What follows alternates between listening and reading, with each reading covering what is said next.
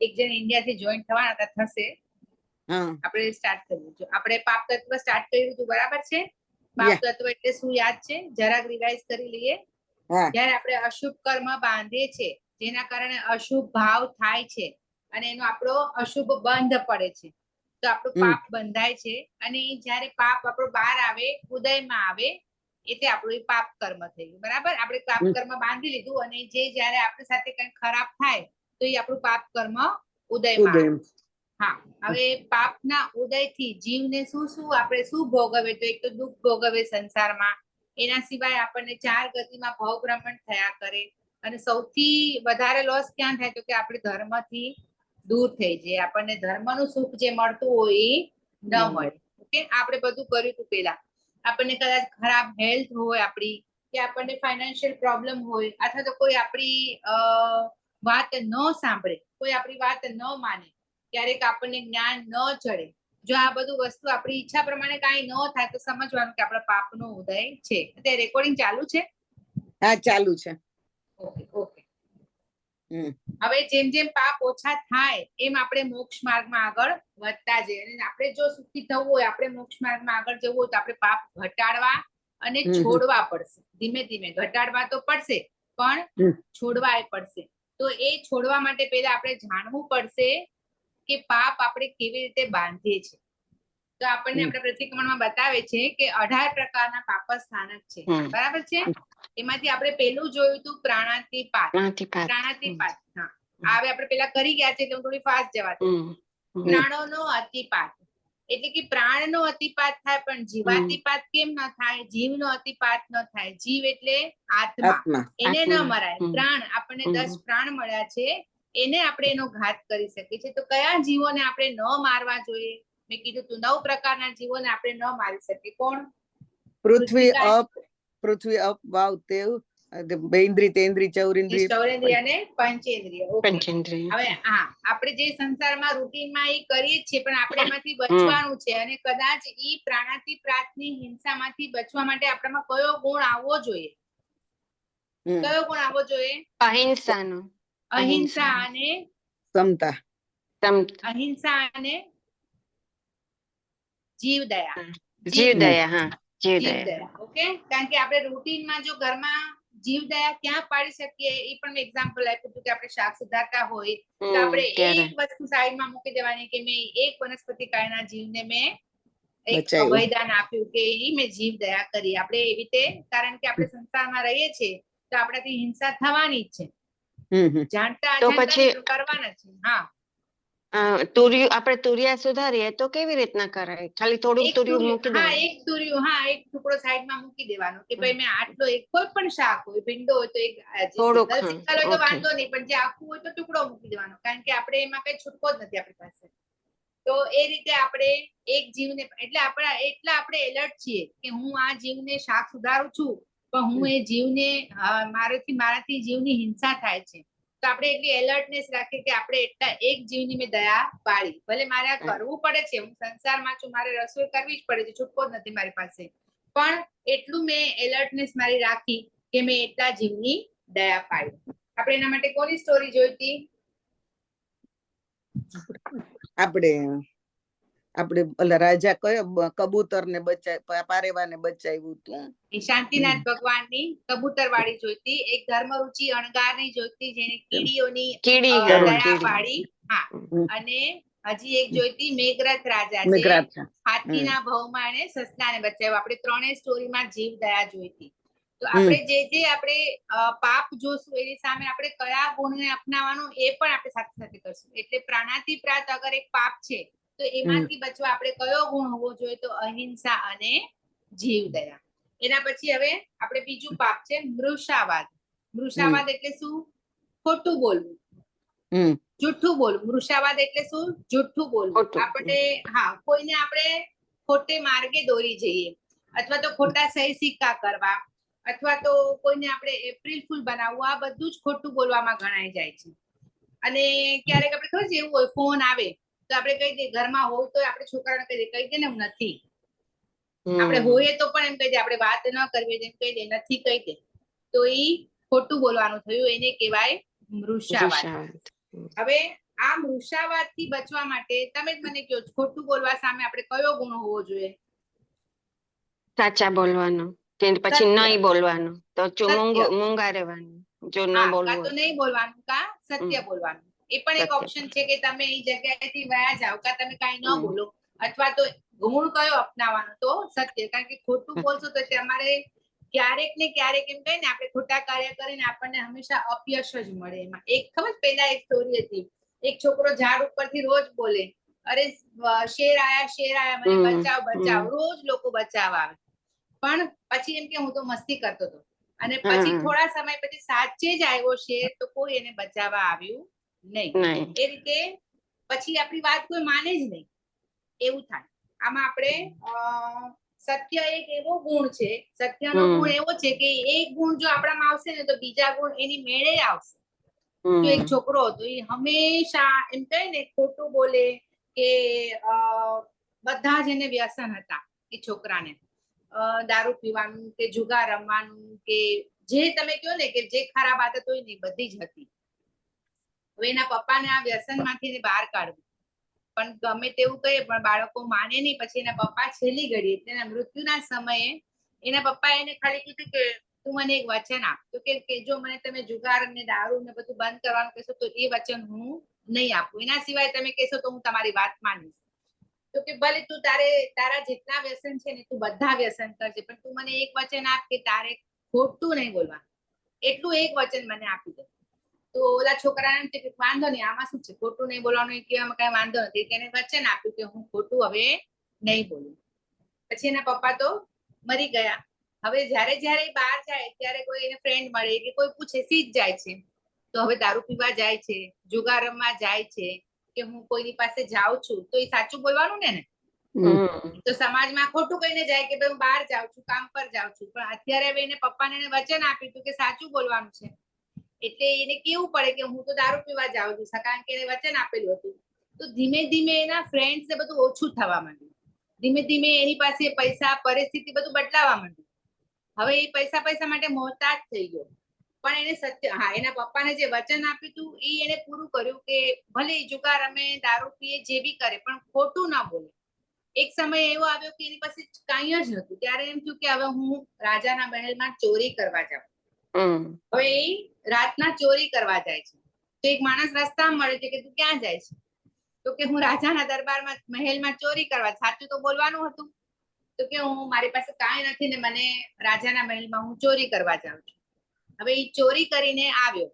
હવે એ રિટર્નમાં પાછો આવે તો ઓલો માણસ પાછો મળ્યો એને, કે શું ચોરી કરી આવ્યો? તો કે હા, હું ચોરી કરી આવ્યો. તો કે શું ચોરી આવ્યો? તો કે મેં 2 રત્ન ચોરી કર્યા છે. આખા રાજ ભંડાર હોય ને, એમાંથી કે મેં 2 રત્ન જે હતા એ ચોરી કર્યા. તો કે ઠીક છે. સવારે રાજમહેલમાં બધે વાત ફેલાઈ ગઈ, ચોરી થઈ છે, મોટા મોટા રત્ન ચોરાઈ ગયા, એટલે ખબર પડી જાય. તો રાજાને સમાચાર આવે છે કે તમારા મહેલમાં, રાજ દરબારમાંથી, રાજ ભંડારામાંથી 12 રત્ન ચોરાઈ ગયા છે. કેટલા? 12. હવે રાજા જે રાતના જે મળ્યો હતો ને મુસાફિર, એને એ રાજા હતા, જે વેશ પલટો કરીને પોતાના રાજ્યમાં બધું જોવા નીકળ્યા હતા. તો રાજાને તો ખબર હતી કે ઓલા માણસે કેટલા ચોર્યા છે? 2. અને અહીંયા વાત આવી કેટલી? 12. હા.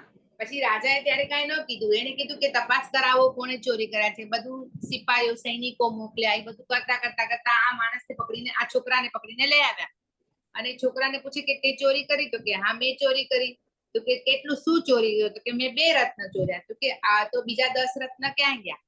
એટલે જે રાજ ભંડાર સંભાળતો હતો એને થયું કે ચોરી તો થઈ જ છે, હું 10 હું લઈ લઉં, શું ફરક પડવાનો? રાજાને ક્યાં ખબર પડવાની છે?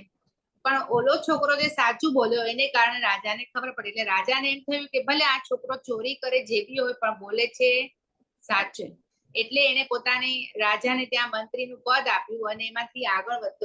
એટલે એક જો સત્યનો ગુણ હોય ને, એટલે કહેવાનો ભાવાર્થ શું છે કે એક સત્યનો ગુણ હોય ને, તો બાકીના ગુણ આપોઆપ આવી જાય. કારણ કે હવે એને જે જરૂર હતી પૂરી થવા માંડી. ધીમે ધીમે એના વ્યસન છૂટતા ગયા, કામમાં આગળ વધતો ગયો. એટલે એક સત્યના ગુણને કારણે બાકી બધું એનું શું થઈ ગયું? બધા અવગુણ વયા ગયા અને બીજા ગુણો ઓટોમેટિક ખેંચાઈને આવી ગયા. ઓકે, આ છે વૃષાવાદ. પેલું કયું હતું? પેલું કયું હતું? પ્રાણાતિપાત. પ્રાણાતિપાત, બીજું મૃષાવાદ. મૃષાવાદ. પ્રાણાતિપાત એક અપાપ છે, તો એને આપણે એની સામે કયો ગુણ આવે? પ્રાણાતિપાત અહિંસા અને જીવદયા. જીવદયા. અને મૃષાવાદની સામે કયો ગુણ આવે? સત્ય. સત્ય. ઓકે, બાકી બધાને સમજાય છે? કોઈનું મને ધ્યાન નથી આવતું. સમજાય છે બધાને? હા, સોરી, હું મ્યુટ ઉપર છું એટલા માટે. કાઈ વાંધો નહીં, ખાલી સમજાય છે ને? હા હા, સમજાય છે. Okay okay. હવે ત્રીજું છે અદત્તાદાન. અદત્તાદાન એટલે અ પ્લસ દત્ત પ્લસ આદાન, એટલે કે માલિકને કહે ને અન્યના આપ્યા વિના વસ્તુને ગ્રહણ કરવી. એટલે અન્યના, અન્યના એટલે બીજાના. દત્ત એટલે આપ્યા વિના. આદાન એટલે વસ્તુ લઈ લેવી. એટલે અન્ય એટલે કે બીજાએ. દત્ત એટલે આપી નથી મને, પણ આદાન એટલે મેં લઈ લીધી. કોઈએ મને આપી નથી પણ મેં એ વસ્તુ લઈ લીધી, એને કહેવાય અદત્તાદાન. ઇન શોર્ટ શું કહેવાય એને? ચોરી. ચોરી. ઓકે. હવે માલિકને પૂછ્યા વગર એની વસ્તુ લઈ લેવી, અથવા તો ટેક્સ ની ચોરી કરવી, કાં તો ખોટા વાઉચર ની કરવી, કાં તો મુસાફરી ટિકિટ વગરની આપણે જર્ની કરીએ, આ બધું જ એમ કહેવાય કે એને આપણે અદત્તાદાન. હવે આપણા જૈનિઝમમાં આપણે આપણી શક્તિને ગોપવવી, આપણી કેપેસિટી હોય છતાં પણ આપણે ધર્મ નથી કરતા, તો એ પણ એક પ્રકારની ચોરી છે. શક્તિ હોવા છતાં આપણે તપ કે સત કાર્ય ન કરીએ તો એને પણ ભગવાને ચોરી કીધી છે. મારામાં તાકાત છે કે હું કોઈને કાંઈ હેલ્પ કરી શકું છું, પણ છતાં હું એ કાર્ય નથી કરતી, તો એ ભગવાન કહે છે કે તમારી તાકાત હોવા છતાં પણ તમે નથી કરતા, તો એને શું કહેવાય? એક પ્રકારની ચોરી કહેવાય. હા, દત્તાદાન કહેવાય. તપ કરવાની શક્તિ છે મારામાં, પણ હું તપ નથી કરતી, તો એને શું કહેવાય? અદત્તાદાન કહેવાય. અદત્તાદાનમાં આપણે જોઈએ તો કોની વાત આવશે? અંબર સંન્યાસી અને એના 700 શિષ્ય. આપણે હમણાં શીખ્યા હતા, શેમાં? કોને યાદ છે? કોઈને યાદ છે? મેં હમણાં જ કીધી હતી લાસ્ટ સન્ડે લેક્ચરમાં, અંબર સંન્યાસી અને એના 700 શિષ્ય.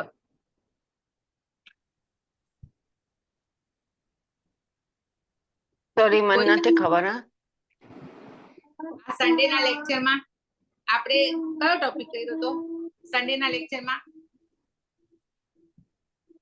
પરીશ. હા, પરેશાન, બરોબર છે. હા હા, એમાં આપણે તૃષા પરીશ, જ્યારે તરસનો પરીશ જોયો તો, એમાં આપણે જોયું તો અંબર સંન્યાસી અને 700 શિષ્ય એના એક ગામથી બીજે ગામ વિહાર કરતા હોય છે, અને વિહાર કરતા કરતા રસ્તામાં એમને તરસ લાગે છે, પણ આજ્ઞા વિના પાણી જો પીએ તો એને પણ અદત્તાદાન કહેવાય. કોઈની આજ્ઞા લીધા વિના મહારાજ માસતીજી જો પાણી પીએ, વાપરે, તો એને અદત્તાદાન કહેવાય. એટલે ત્યારે એમને ત્યાં આગળ જોયું કે કોઈ આસપાસ છે નહીં, કોની આજ્ઞા લે પાણી પીવા માટે? કોઈ જ હતું નહીં, તો એ લોકોએ પાણી વાપર્યું નહીં, અને ત્યાં ને ત્યાં એ લોકોએ સંથારો લઈ લીધો. એટલે અદત્તાદાન કહેવાય. એમણે અદત્તાદાન ન કર્યું, એટલે ચોરી ન કરી પાણીની. અગર જો એ પાણી એને પૂછ્યા વગર વાપરી લીધું હોય તો એમને અદત્તાદાન નું પાપ લાગે. પ્રભવ ચોર, જંબુકુમાર ખબર છે? જંબુકુમાર ના લગ્ન હતા, ત્યારે એમને ત્યાં પ્રભુ નામનો એક ચોર એમના 500 સાથીદાર સાથે ચોરી કરવા આવ્યો હતો. જંબુકુમારના 8 રાણી સાથે લગ્ન થવા હતા, રાજકન્યા સાથે, પણ એમને લગ્ન કરવા નતા. એ 8 રાણી સાથે વાત કરતો હોય છે, અને એ વાત બધી પ્રભવ ચોર અને એમના શિષ્ય સાંભળે છે, અને એ પોતે ચોર માંથી સાધુ બની જાય છે. એમને ચોરી છોડી અને એમણે અહીંયા જંબુકુમાર, એની 8 રાણીના માતા પિતા, જંબુકુમારના માતા પિતા, 500 ચોર અને પ્રભવ ચોર, આ બધા એક સાથે દીક્ષા લીધી.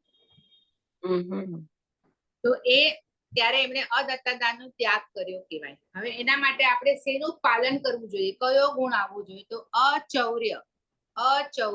કયું? પ્રાણાતિપ્રાતમાં. હા, પ્રાણાતિપ્રાતમાં આપણે કયું જોયું? અહિંસા અને જીવદયા.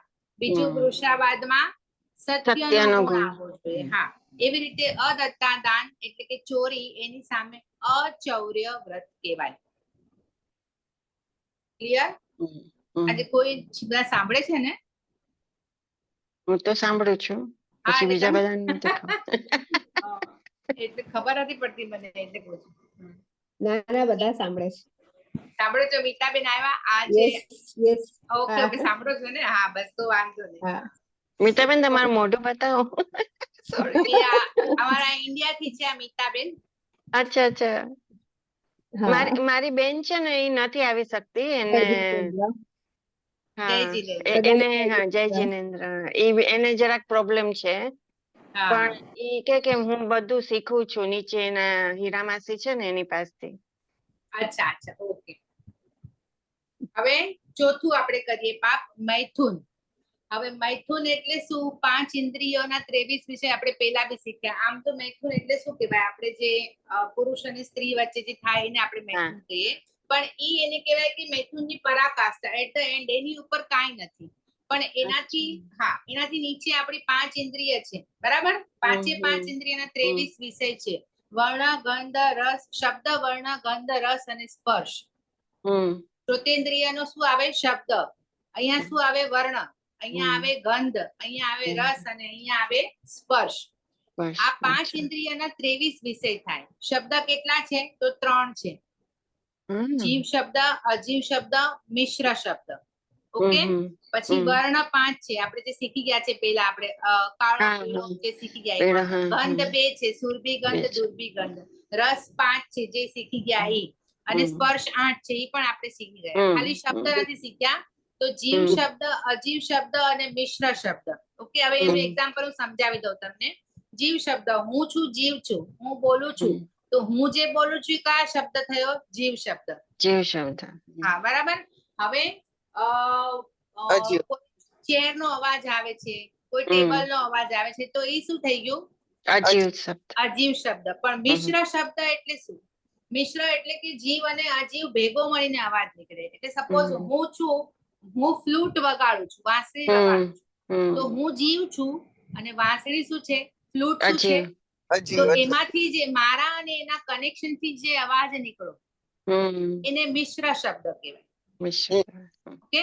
તો 5 ઇન્દ્રિયના જે આ 23 વિષય છે એના પ્રત્યે આપણને આસક્તિ થાય તો એ બધાને પણ મૈથુન કહેવાય છે. એ બધા નાના નાના મૈથુન કહેવાય. આપણને ખબર છે એવું હોય કે મને મારો જ પિલ્લો જોવે, મારી ચાદરનો ટચ હોય તો જ મને સૂવું ગમે, તો આપણને સ્પર્શ નું મૈથુન કહેવાય કે મને મારું જ ગોદડું જોવે.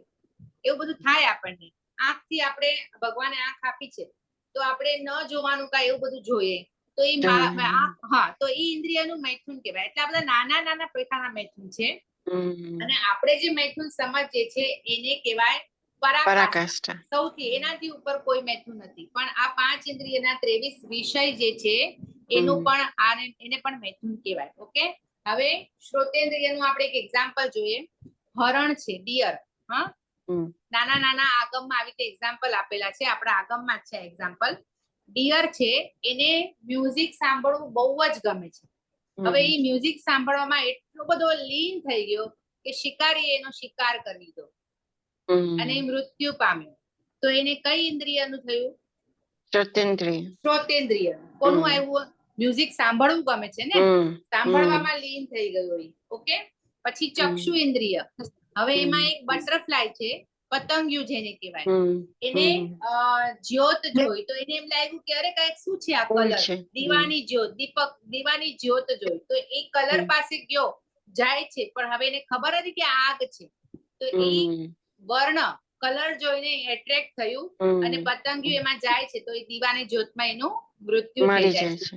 એટ્રેક્શન, કઈ ટાઈપના એટ્રેક્શન છે? આ એક્ઝામ્પલ છે એક પ્રકારના જે આપણા આગમમાં આપેલા છે. ઘ્રાણેન્દ્રિય, સ્મેલ.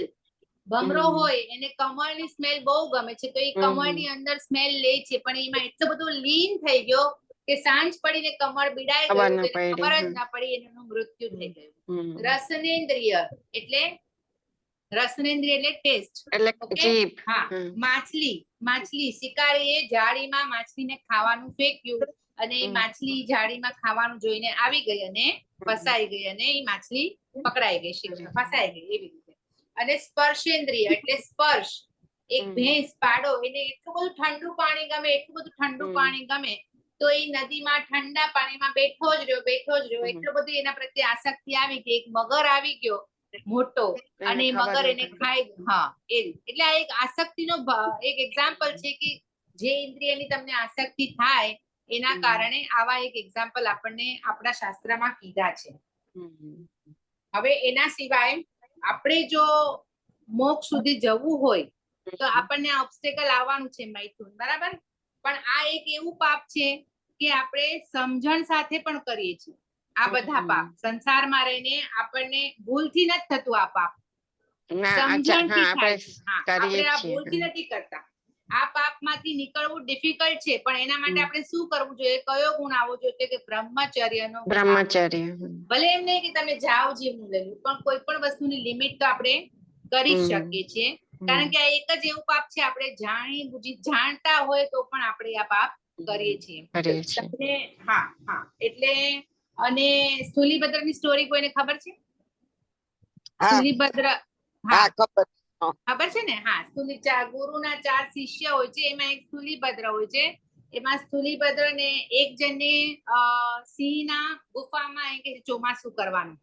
ક્યાં કરવાનું? સિંહની ગુફામાં. એકને કરવાનું નાગના રાફડામાં, સાપના રાફડામાં. એકને કીધું તારે નદીના કાંઠાની પાળી ઉપર કરવાનું. અને સ્થૂલીભદ્રને ચોમાસું આવ્યું કોષા વેશ્યાના ઘરે.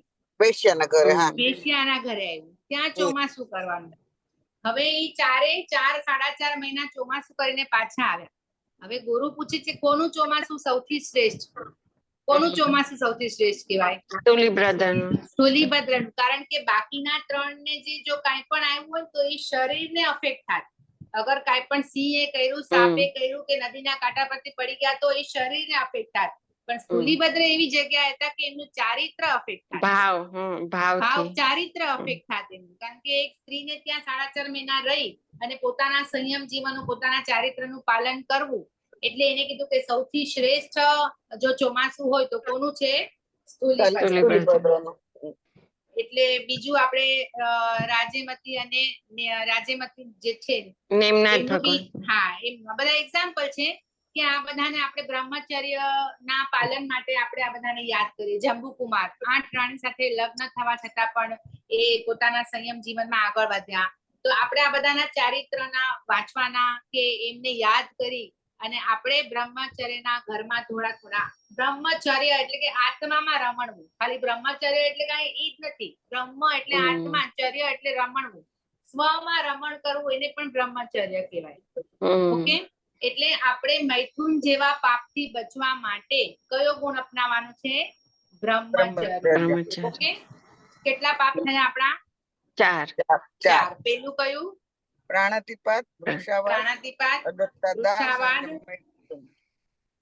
અદત્તાદાન અને મૈથુન. ઓકે, હા. હવે પ્રાણાતિપાતમાં આપણે એક પાપ છે તો સામે કયો ગુણ આવે? જીવદયા અને અહિંસા. જીવદયા અને અહિંસા. બીજા પણ બોલી શકે છે જેને આવડે. મૃષાવાદ પાપ છે તો કયો ગુણ આવે? સત્યનો ગુણ. સત્ય બોલવું. સત્યનો ગુણ. પછી ત્રીજું અદત્તાદાન, તો એની સામે કોઈને આવડે છે? દાન કરવું. દાન કર્યા પછી અદત્તાદાનની સામે ચોરી અચૌર્ય. નહીં કરવી. અચૌર્ય. અચૌર્ય. અને ચોથું મૈથુન, એની સામે બ્રહ્મચર્ય. ઓકે, હવે 5મું પરિગ્રહ. પરિગ્રહ એટલે સચેત કે અચેત વસ્તુ બધાનો સંગ્રહ કરવો. સચેત હોય કે અચેત હોય બધું વસ્તુ ભેગી કરવી, એનો સંગ્રહ કરવો, બધું ભોગવી લઉં, બધું ભેગું કરી લઉં. જરૂરિયાતથી વધારે વસ્તુ હું રાખું મારી પાસે, કોઈને આપું નહીં. આ બધું જ પરિગ્રહ. જે જો મને લેવાનું મન થાય, કોઈ પણ વસ્તુ હોય, કોઈ વ્યક્તિ હોય, બધા પ્રત્યે આસક્તિ ભાવ હોય, વસ્તુ કે વ્યક્તિ બધું જ. એક મિનિટ, હા આવું, હા એક જ મિનિટ. પરિગ્રહ.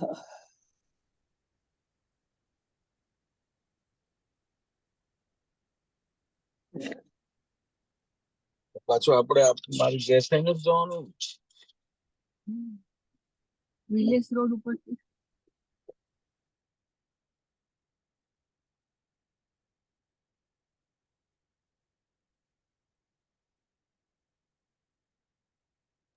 સોરી હા આજે હા કઈ વાંધો નહીં. આજે મને લાગે છે બધાને એટલું બધું નથી મૂડ, બધા આગળ પાછળ થાય છે. એટલે તો હું પણ મૂકી- થઈ 2 વાર, હું પણ થઈ એટલે સોરી. ના ના મારી બેલ વાગી એટલે ઊભી થઈ. ના ના તમને નથી કહેતી હું, આપણા બધા જેટલા અત્યારે છે ને એ બધા મને લાગે છે નહીં, ખાલી છે પણ છે નહીં એવું લાગે છે. ના સોરી. ના બધા છે પણ છે ને કોઈ સાંભળ્યું નથી ને એટલે ખબર ના હોય એટલે બોલતા નથી, બાકી ઓકે બધા ત્યાં છે. સોરી હા, સોરી રેખાબેન. ના અમે ના, છીએ ચામી અહીં. ટુકડા. હા, ઓકે, બધા ઓકે. ક્યાંય કોઈને હાર્ડ લાગતું હોય તો કેજો, કાંઈ ન સમજાતું હોય તો કેજો, આપણે રિપીટ કરશું. કારણ કે મને વિડીયો ઓફ નો છે ને એટલે ખબર નથી પડતી કે શું થાય હા છે. બધાના વિડીયો ઓન હોવા જોઈએ તો જ મજા આવે એટલે ને, નહીંતર કઈ મને મજા બી ના નથી ખબર આવે. પડતી કે બધાને સમજાય કે નથી સમજાતું. ઇટ્સ ઓકે, હમ. વાંધો નહીં. નો હા પ્રોબ્લેમ, દીદી કાંઈ સમજાય વાંધો છે. નહીં, કાંઈ વાંધો નહીં. ચલો, બધાને ટાઈમ કામનો છે એટલે ઓકે. હવે આપણે પરિગ્રહ એટલે શું? કોઈ પણ વસ્તુ કે વ્યક્તિ પ્રત્યે આપણને આસક્તિ ભાવ હોય એને પરિગ્રહ કહેવાય. ઓકે. હવે પરિગ્રહ 2 પ્રકારના છે, બાહ્ય અને આભ્યંતર પરિગ્રહ. બાહ્ય કયા આવે? જે આપણને બધું ગમે છે, આપણે 5મો પાઠ આજે પ્રતિક્રમણનું 5મું મુહૂર્ત આવે, એમાં ખેત, વસ્તુ, હિરણ, સુવર્ણ, ધન, ધાન્ય, દુપ્પત, ચોપત, ખૂબી, આ બધું આવે છે, ખબર પડે છે? હા એટલે બધું યથા પરિમાણ, આપણે હિરણ, સુવર્ણનું રહેવાની યથા ને બધી, પરિમાણ, હા, ધન, ઘર ધાન્યનું ને યથા પરિમાણ, દુપ્પત, ચોપતનું યથા પરિમાણ, કુવિયનું યથા પરિમાણ. તો આ ખેત, વસ્તુ, હિરણ, સુવર્ણ, દુપ્પત, ચોપત અને કુબી, આ બધું જે છે 9 વસ્તુ, આ બધી બાહ્ય વસ્તુ છે.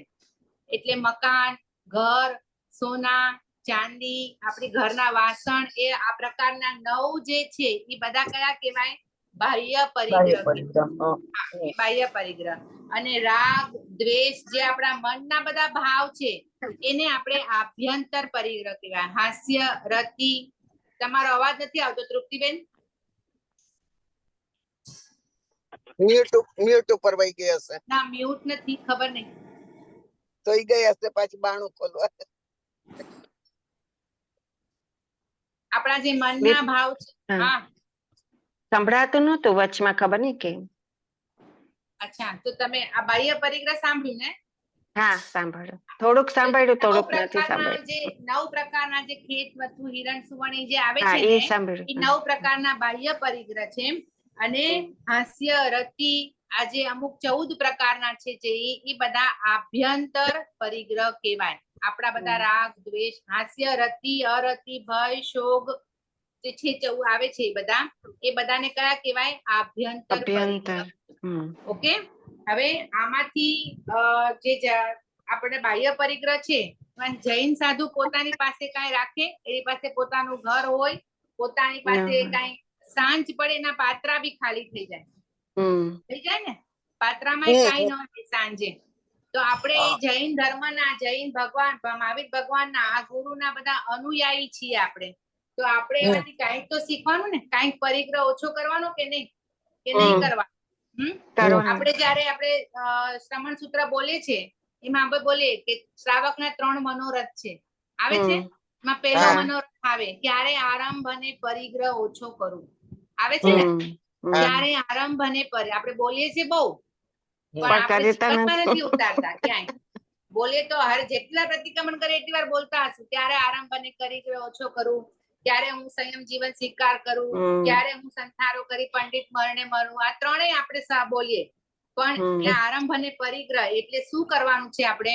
તો આપણા દિવસ ડે ટુ ડે લાઈફમાં, આની પહેલા બી મેં એકવાર, મને લાગે સંજ્ઞા શીખવાડું ત્યારે પરિગ્રહ સંજ્ઞામાં મેં કીધું હતું કે રોજ બરોજ તમારી જે વસ્તુ છે એમાં તમે દ્રવ્ય મર્યાદા કરી શકો છો. શું કરી શકો છો? વસ્તુની એટલે કે તમારી જે પહેરવા ઓઢવાની વસ્તુ અને ખાવાની વસ્તુ બધામાં દ્રવ્ય મર્યાદા થઈ શકે છે. જેમ કે તમે આખા વર્ષમાં તમે નક્કી કરી શકો કે હું આટલા જોડી નવા કપડા લઈશ, તો એટલી તમે કાઉન્ટિંગ તમારું રાખી ને તમારી મર્યાદા થઈ શકાય, તમારો પરિગ્રહ ઓછો કરી શકો છો. અથવા એવો બી નિયમ લઈ શકાય કે અગર હું 5 જોડી નવા લઉં તો મારે 2 જોડી કોઈને જૂના આપી દેવા. એવું પણ આપણે નક્કી કરી શકીએ કે હું નવા 5 માળા જો લીધા હોય તો મારે પહેરવા લાયક હું કોઈને આપી શકું એવા કપડા મારે 2 જોડી કોઈને આપી દેવા. એ તો થઈ વસ્તુ અથવા તો બાર જે પણ તમારે કપડા દાગીના જે બી હોય ક્ષેત્ર મર્યાદા પણ થઈ શકે. તમે વર્ષમાં કેટલી વાર ફરવા જવાના છો તો તમે અમુક ક્ષેત્ર મર્યાદા કે હું વર્ષમાં તમે 2 વાર જતા હોય ફોરેન 3 વાર તો એના સિવાયની મર્યાદા કરી શકો છો કે હું આનાથી વધારે વાર નહીં જાઉં. તમને આજે ખબર છે કે હું મારા વાશીની બહાર હું આજે નથી જવાની તો વાશીની બહાર જવાની મારી મર્યાદા આપણે કરી શકીએ છીએ. આપણી આ ક્ષેત્ર મર્યાદા થઈ જાય. એટલે દ્રવ્ય ક્ષેત્ર બધાની મર્યાદા થઈ શકે છે. એવી રીતે ખાવાની આખા દિવસમાં હું કેટલા દ્રવ્ય ખાવ જો તમે દ્રવ્ય મર્યાદા કરો ને તો તમારા એટલો બધો કંટ્રોલ આવી જાય મોઢા પર કારણ કે તમારી વસ્તુ ગણાવવા માંડે. તમે લખો કે મારે 20 વસ્તુ આખા દિવસમાં ખાવાની છે તો જે ચણ કરીએ અમે તલ ખાધા ને આ ધાણાની દાળ ખાધી ને આ અલગ ખાધું એ બધું ઓછું થઈ જાય. સાચી વાત છે. કારણ કે ગણાઈ અમે જાય. તમે જોશો ને દીપાબેન 20 વસ્તુ આપણે હું Enough દરરોજ છે. કાઉન્ટ કરું છું 20 આપણે લગભગ 15 વસ્તુ જ ખાતા હોઈએ Enough છીએ છે. 20 વસ્તુ Enough થતી જ નથી નથી. થતું પણ જો તમે ન કરો ને તો તમારી કેટલી બધી થઈ જાય કારણ કે તમારું તમે એક ટુકડો આ ખાધો ભલે ખાવ જરા પણ તમારી વસ્તુ ગણાઈ જાય છે. એટલે પાણી પણ એમાં ગણી લેવાનું એટલે હા પાણી પણ ગણાય ગણી લેવાનું. પણ દવા પણ ગણાઈ જાય. દવા પણ તમારી દવા વધારે દવા હોય તો પણ તમારે આવે. આખી દવા એક ગણી લેવાની કે મારી બધી દવા એક દ્રવ્ય એવી રીતે ગણી શકાય. હા પાણી ગણાય પેસ્ટ પણ ગણાય. તમને ખબર છે બ્રશ કરે ને પેસ્ટ પણ ગણાય. હા પેસ્ટ પણ ગણાય. સાચી વાત છે. એટલે 20 ગણો ને તો બહુ વાંધો ન આવે. નહીં તો અલગ અલગ જરા ચાખવામાં આપણે કેટલું બધું ખાઈ લે છે. બધું ખાવું ન હોય પણ આપણે એક વસ્તુ જરા ખાઈને આપણે દ્રવ્ય પણ વધી એમાં જાય છે. પણ દ્રવ્ય વધી જાય છે આપણું. ઓકે અને જો ચોવ્યાર કરી લ્યો ને વચ્ચે વચ્ચે ઇન્ટરમીડિયેટ તો તમારું ઘણું બધું બચી જાય. એટલે મને રેખાબેન મને શીખવાડ્યું છે. અમે લોકો ચા પીને સીધા ચોવ્યા કરી લઈએ પછી સીધું જમવાનો ટાઈમ થાય તો ત્યારે વચ્ચે પાછું મોઢામાં કઈ નાખવાનું જ ન હોય. કાંઈ જ નહીં નાખવાનું. એટલે એવું છે. અને એટલે મેં હમણાં એટલે હું ઉઠી હતી ને એટલે ચોવ્યાર નું લેવા માટે જ મને યાદ આવ્યું મેં ચોવ્યાર નથી લીધો એટલે એ લેવા માટે જ ઉઠી હતી. સોરી. ઓકે આવો પરિગ્રહ કોણે કર્યો? ચલો મેં પેલા બી કીધું છે બહુ પરિગ્રહ ભેગું કર્યું. કોણે કર્યું હતું? ઓલા નામ ભૂલી જાઉં છું. સિંગણા જેને ગાય સિંગણું નામ ભૂલી જ જાય. મમણ શેઠ. મમણ શેઠે પૂર્વ ભાવમાં સાધુને લાડવો બોરાવ્યો. પણ એ લાડવો બોરાવ્યા પછી એના બાજુવાળાએ કીધું કારણ કે આખા બધાને મળ્યો તો એ લાડવો રાજાના ઘરેથી બધાને આવ્યો હતો. હવે એ લાડવો એટલો બધો સારો સિંહ કેસરી જેને કહેવાય ને એકદમ આમ રાજનો લાડવો કેવો એવો હતો. તો બાજુવાળા પાડોશીએ કીધું કે તું લાડવો ખાધો તે? તો કે ના મેં તો મહારાજ સાહેબને બોરાવ્યો. તો કે અરે આવો લાડવો તે મહારાજને બોરાવ્યો? તો એને જરાક ઓલા બાજુવાળામાંથી ચાખ્યો તો એ મહારાજ પાસે સાધુ પાસે એ લાડવો પાછો લેવા. મહારાજ કોઈ દિવસ બોરાવેલું પાછું આપે ને એને પોતે પછી વાપરે પણ નહીં. એટલે એ લાડવો એને પરઠી નાખ્યો. હવે એ પરઠી નાખ્યો તો ઓલાએ આહારદાન આપ્યું. સુપાત્રદાન ન કહેવાય પણ આહારદાન આપ્યું સાધુને. પણ એને પશ્ચાત આપ્યો કે મેં શું કામ આપ્યું. એને અફસોસ કર્યો કે મેં શું કામ સાધુને બોરાવ્યું. પછી એનું આયુષ્ય પૂરું થયું ત્યારે એને પ્રાયશ્ચિત પણ ન લીધું કે મેં સાધુને ગોચરી બોરાવી મેં અફસોસ કર્યો છે એનું હું માફી માંગુ છું એવું એને પ્રાયશ્ચિત પણ ન લીધું. એટલે નેક્સ્ટ ભાવમાં એ મમણ શેઠ થયા. એની પાસે રાજા પાસે પણ ન હોય એવા જર ઝવેરાત એવા રત્ન હતા.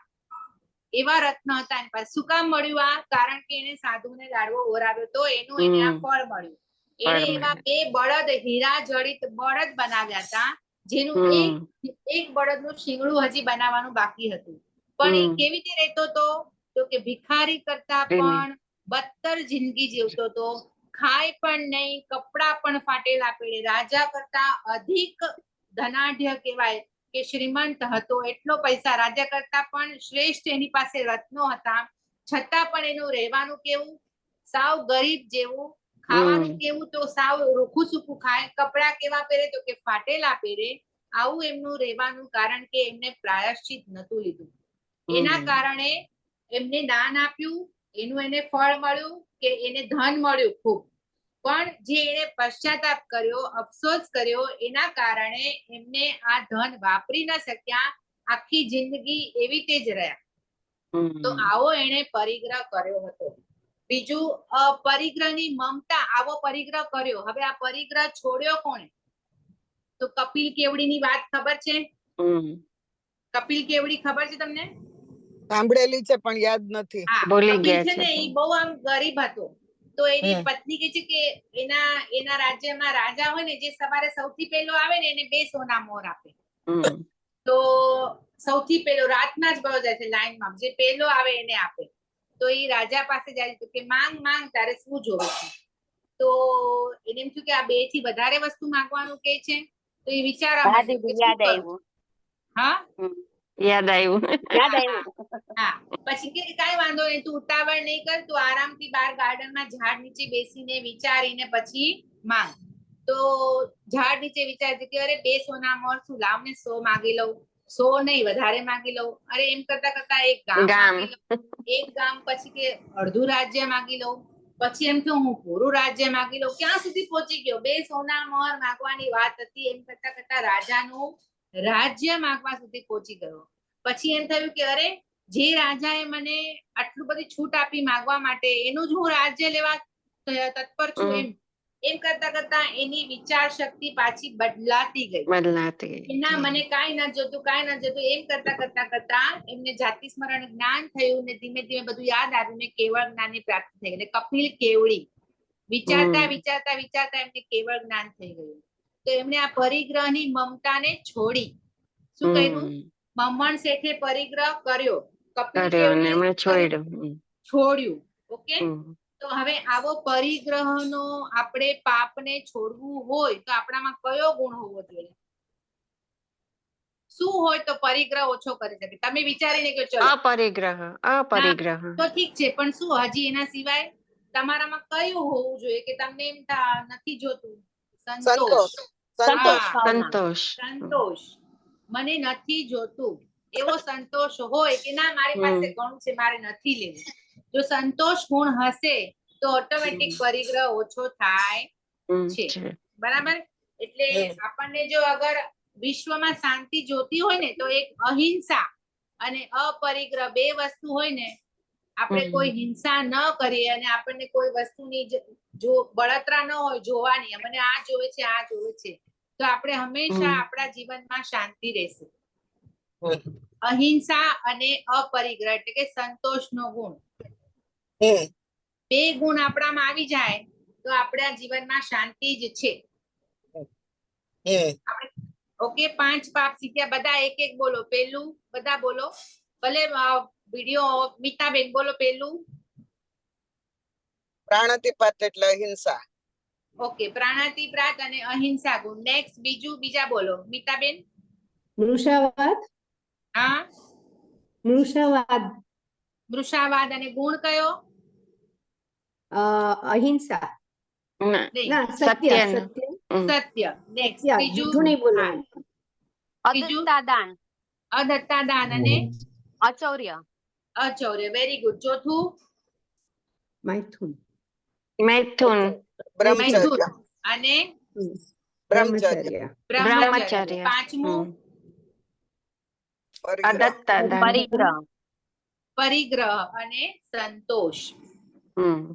ઓકે, ફરીથી ચલો. પેલું પ્રાણાતિપાત. કોનું એક્ઝામ્પલ? ખાલી મને એક્ઝામ્પલ. આપણે કોની સ્ટોરી કરી પ્રાણાતિપાતમાં? મેઘરથ રાજાની.